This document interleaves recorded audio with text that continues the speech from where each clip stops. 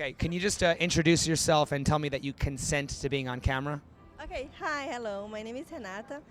I'm from Brazil. And what is your question? My question is, how is dating different in Brazil than dating in America? It's super different because, okay, in my opinion, we are more hot. Okay, how old were you when you first realized that you could influence men using your looks?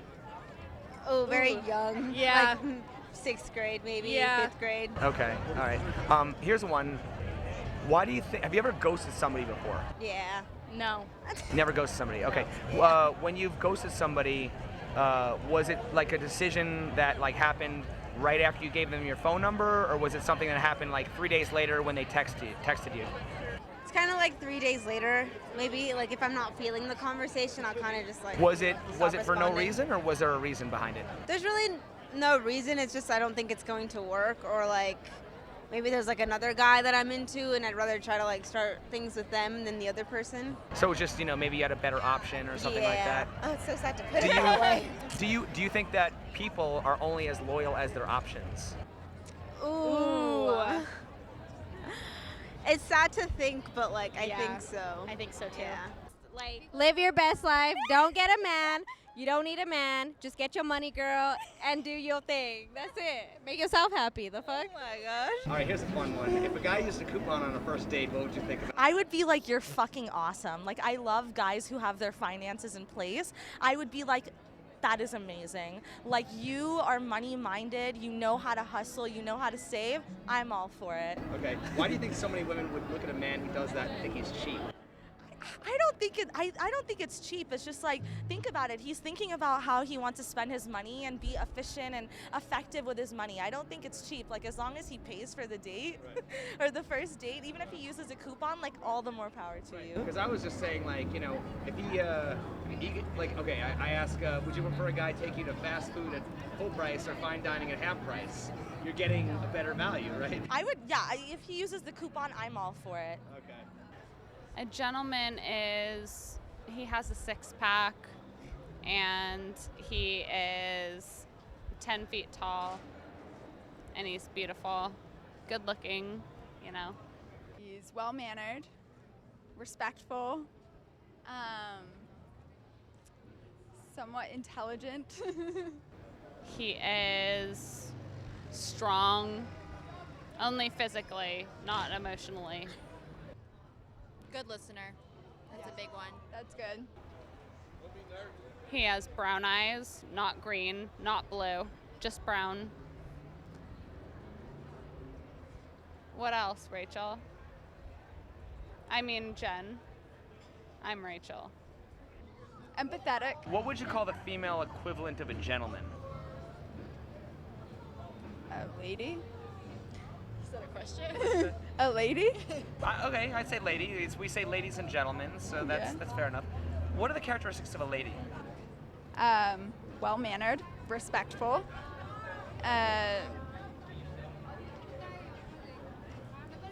Somewhat intelligent. So basically, you would say all the same qualities. Yeah, I would feel like what I would look for in a guy, I would hope he would also look for in me. Fair enough. Okay. So do you think that it's fair for a woman who doesn't act like a lady to expect a man to be a gentleman? I think that there should be a mutual understanding of respect. Do you think that respect should be given or should it be earned? Initially given, Okay. and then from there, you take it as it comes. If something happens, then maybe you deserve it less, but I don't think it's something where you should go up to someone and be like, I have to earn your respect right away, right off the bat. Okay. I mean, the way I look at it is like I try to treat women the way that I would want someone to treat my sister as far as a dating relationship goes. How confident they are, or how humble they can be, or how they contribute to society, help other people, and they're kind. It's not really much about looks. Okay, but at the same time, do you think this is true? A true statement here. Do Okay. you think it's true that women often find attractive men cute and romantic when an ugly one doing the exact same thing is creepy? Yes, because the women want to see what they want to see, and that sometimes bases on looks. And yes, I okay, agree. and has a man who wasn't necessarily, I mean, looks are important, Yes. but at the same time, has a man that you weren't initially attracted to ever been able to win you over with his personality? Yes. And has a man ever been able to bounce back from a bad first impression? Yeah. Okay, interesting. I also think it depends, like, the extent of the bad first impression. Like, if it's a really bad first impression, like, that might be questionable. Okay, interesting. What's the difference between a first impression and judging a book by its cover? Interaction with that person. Ooh, I like that answer. That's very good. I like that a lot. Do you feel like love has to last in order to be worthwhile? No. You don't. Okay. Because, I mean, my first relationship, it was 3 years long. It, like, broke my heart at the end of it, but I wouldn't, like, take it back for anything. Like, it was just something that was meant for that moment, and the moment passed and sailed away, and I would never go back to that moment, but it was still beautiful what it was. Why do you think that there are some people who let themselves go after marriage? I guess because No, because they just get too comfortable. they It get really too is, they get too comfortable. So do you think that marriage encourages people to become lazy? I mean, it shouldn't, but I wouldn't here's the thing: say it's like that. you never stop trying, but once I just don't even know how. I to wouldn't say that it would encourage people to become lazy, but you become comfortable. Okay. So there's a difference between lazy and comfortable. What would that difference be? I think the difference would be that. Oh, Right? yeah, that is a good question. I know. I with mean, lazy is just you don't put in any effort. any effort, yeah, you don't But put in. just to no, it's pretty much the same shit. Yeah. Lazy and you're comfortable. It's the same Just- thing.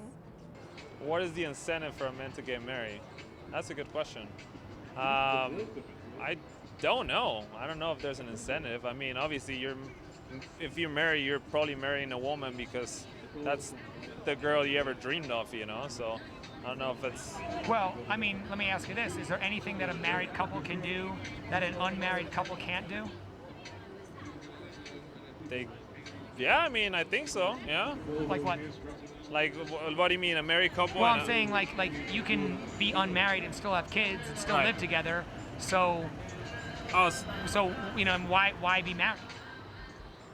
It's a thing, you know. It's a thing that a lot of people, you know, their parents told you to get married. Okay. That it's I don't know. It's more like a traditional thing nowadays. I feel like. Okay, You know? but here's my other question: should it concern men that the divorce rate is a lot larger than 50%, and typically in divorce court, it favors women in terms of like women typically get the custody of the kids.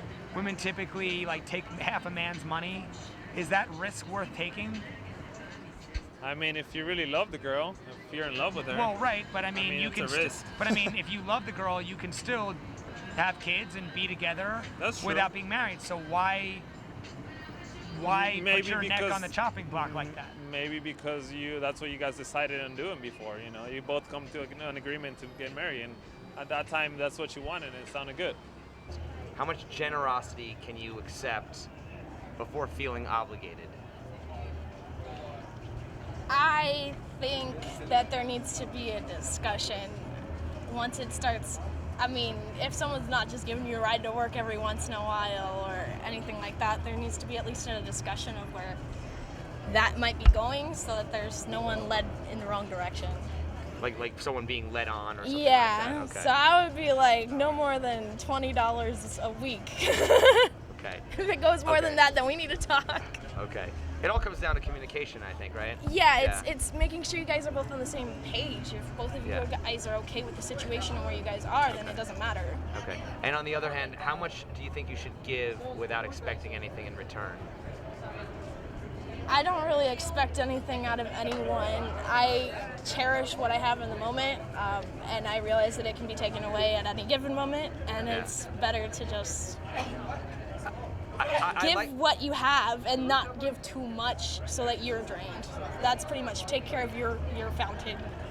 the only thing about that I'm curious about is they say you should always give without you should try to give without expectation. The only thing is, if you just keep giving and giving and giving and you never get anything in return, at some point you're the fool, right? So where is that line? I don't think at some point you're the fool. At some point you need to realize that no matter how much you give, you're not gonna get what you want, I guess. Like, you have to read, I guess. Let me try to find a better way to phrase this. Okay. So you have to give, and you have to realize that you can't rise above the little bit that you're getting until someone else gives you something. So let's say we all have like 10 spoons, okay?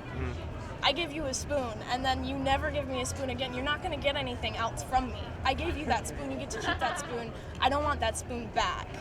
Okay. But if you don't give me a spoon back, then we can't keep playing this pass the spoon back and forth game. So it's just realizing, okay, now you gave me a spoon back, now I can give you 2. What happens when I give you 2? Now you give me 3. Now I want to give you 4. Now it's this. It's something fun, and it's something that you know you're giving feedback from. But if you're not getting the feedback, then it's just like, that spoon was supposed to be taken. Let's move on to the next project, because this is not going to be fun after a while, so you just leave, I guess. It's finding the right time to...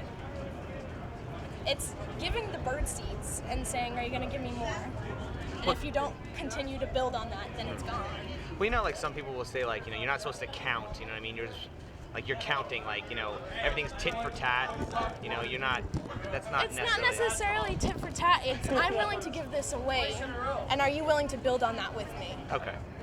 Why do you think that there are so many women who seem to be obsessed with expensive shoes and handbags? Because, girl, we bougie. We bougie out here, okay? We bougie. Okay? Okay, is that natural or learned behavior? Ooh. Everyone just wants the best thing. Well, because I've noticed that, like, if you go out to the country, I don't see a lot of girls in the country kind of obsessed with Louis bags and high-heeled shoes. I would say it's learned. I know this. I would say it's learned. You say it's learned? Yes. Interesting. Okay. And for anyone who says, like, you know, there's a lot of people who have like a lot of weird or bad behavior, and they say, well, that's just how I was raised, right? Yeah. Do you think that's an acceptable excuse to say I was raised that way? Yes and no, because you are raised a certain way, but at the same time you were in a society where things change all the time, so you adapt to that nature. Well, yeah, but I mean, there are people who are raised to be racist and homophobic and stuff. Is that acceptable, or should people? So you are. I mean, everyone in the world is just a product of their environment. You know what I mean? Right. I mean, you look at like gang culture, for instance, right? There's Okay. all kinds of people who grow up in that, and guess what they end up doing? Right. Gangbanging. Okay. You know, people who grow up in the Klan, they end up in the Klan. Mm-hmm. You know what I'm saying? It really just depends. I mean, I think to a certain extent, but the biggest thing depends on how much you've been exposed to the rest of the world. You know what I'm saying?